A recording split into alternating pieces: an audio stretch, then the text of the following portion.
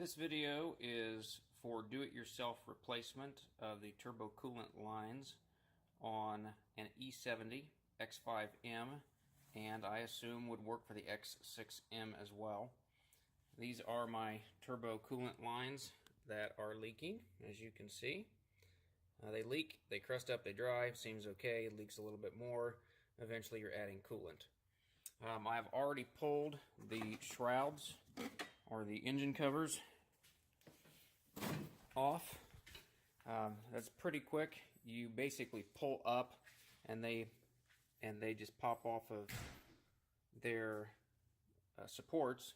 But to get the shroud off, you're going to have to loosen up the intake on both sides so that you can pull that off. I also took off the cross member that runs from here all the way over to here. That's just four simple bolts that are going to come off, and that pops right out of there. And you're going to need to do that to access all the way down. You see that crusty, leaky coolant right down there. I purchased both sets of lines here from Pelican Auto Parts. I think the combined total was about $150. And then also purchased, well, these are the lines that came in, they're exact replacement. But then also purchased BMW approved coolant, which everybody says BMW systems are picky on coolant and you need to use the recommendation there. So I'm going to get going on removing these silly clamps and replacing those with standard hose clamps, and we'll do this piece by piece. Next, drain the coolant. I am on the passenger side. Under the car, I've removed the shroud on the front part where the radiator is, and there is this section here where you're going to pull this retaining pin back, but you're going to be out of the way and you're going to have a drain pan underneath and drain all the coolant.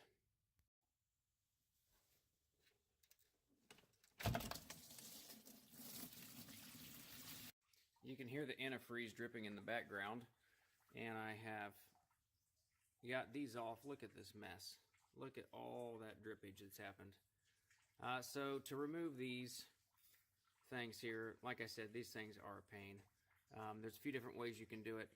A quick, easy way, if you have the room to do it, is to use, I can't do this with two hands, use a tool like this. And basically you're going to get on the top portion of that piece there and clip it.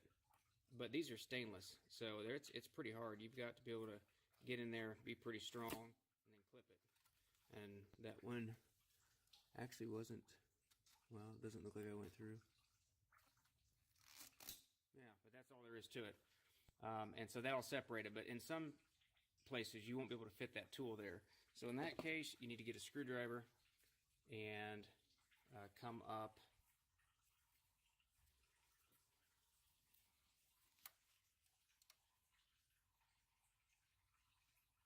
right underneath here with your screwdriver. Get up underneath that and flick that up. Another option is there's a little piece right here. If you have a small set of dikes, you can get in there and cut that, and then that's going to pop up more easily. But the fast way to do it is with the bullnose cutters like I showed you there. Once these hoses are disassembled, you're going to remove them from the other parts of the engine. So this is on the passenger side, and we're going to undo that from that clasp.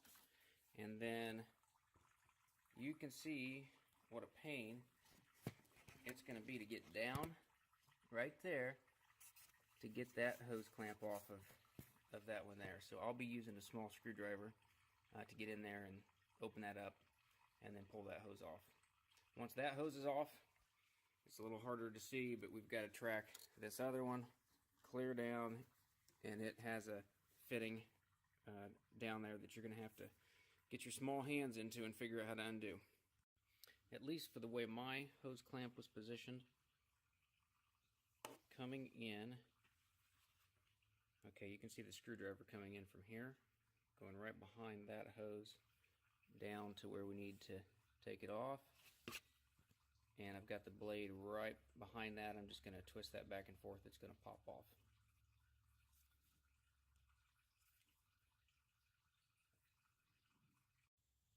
Here's the pretty new replacement hose, which should fit just right. We'll take those protective caps off, and then we'll replace the clamps that we took off with traditional hose clamps. So the passenger side is done. Looks much better. I'll end up cleaning all that crusty stuff up here after this. So that one's done. The driver's side is going to be a little bit more difficult because if we follow this down, it's going to be hard to see.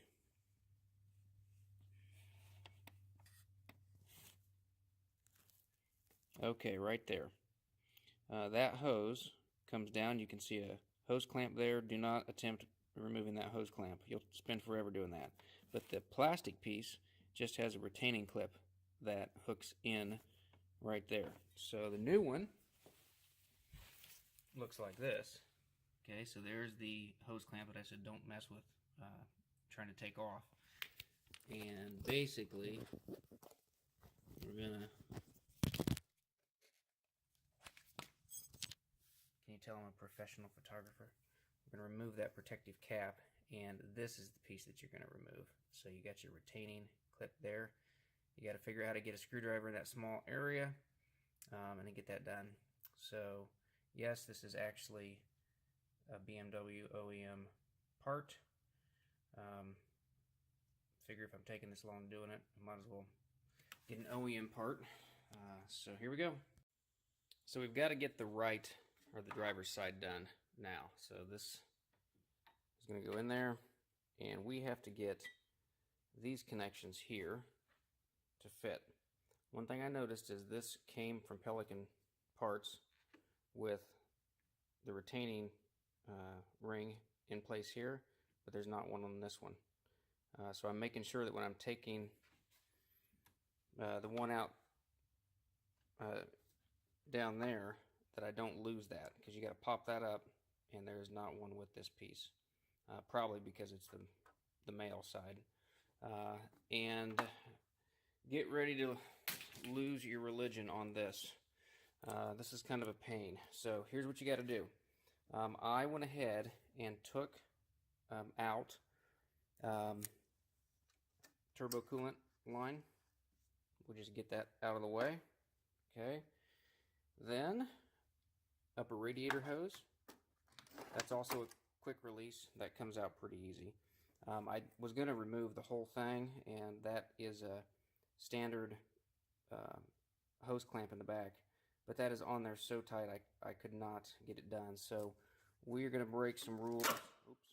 We're going to break some rules and bend this thing out of the way and just leave it over there. Okay, so yes, there's a little stress on that hose. Alright, then we have to get clear. Now I've already taken this apart, but I'm just showing you what I've undone here. We have to get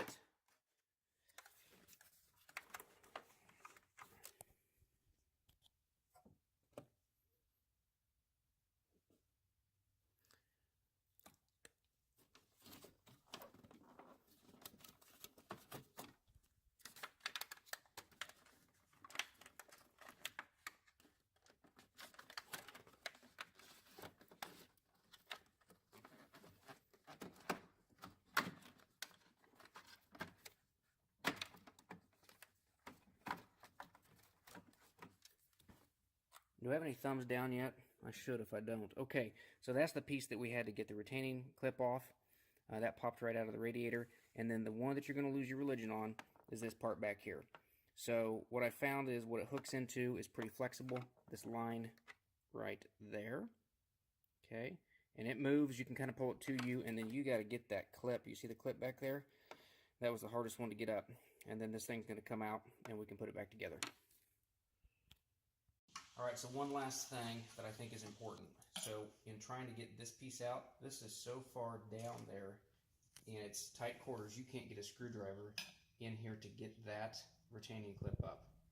So I cut a wire hanger and bent this, and believe it or not, the hanger diameter was too fat to get underneath here. It just wouldn't go. It's still kind of tight. So I took a bench vise and pinched that, kind of turned it into like a screwdriver. You could probably do it with a hammer on a concrete floor. And then you get that down there, and you are able to get your finger, if you wiggle it back down there, and then you can pull it up that way. Do me a favor and bend this. Do yourself a favor and bend this, because you are going to be down looking at it. You don't want this thing sticking straight up. You're going to put it in your eye. So just for safety, bend that over, and then you're able to pull that thing up, and it should come out. It's all complete. I'll clean all this corrosion up underneath here tomorrow, but I'm going to go ahead and fill it and bleed it, and it should be good to go. Thanks. Once you've done the coolant line exchange, you're going to want to get all the air out of the system. So the bleeding procedure is stated very nicely right here. This is from Bimmerfest forums. Doug Huffman put together this post. I think it's back in 2014, I think. So if you go to Bimmerfest forums and you do a search for coolant air bleed procedure on X5 E70, this should pop up. It's a pretty simple procedure, but it is quite a battery draw. Thus the recommendation number 1 to connect a battery charger. So I'll be honest, I did not do that, and it turned out okay, but it's probably a good recommendation. And then of interest, here are the numbers. So parts were $239, but that included an extra gallon of BMW antifreeze, so it was $215. The dealer quote to fix it was $878, and I think it took 3.5 to 4 hours to do it. However, that included my time to be messing with my phone camera and trying to put a video together. So for me, it was worth the 3.5 or 4 hours to save the $600+ plus I feel like I understand the car better.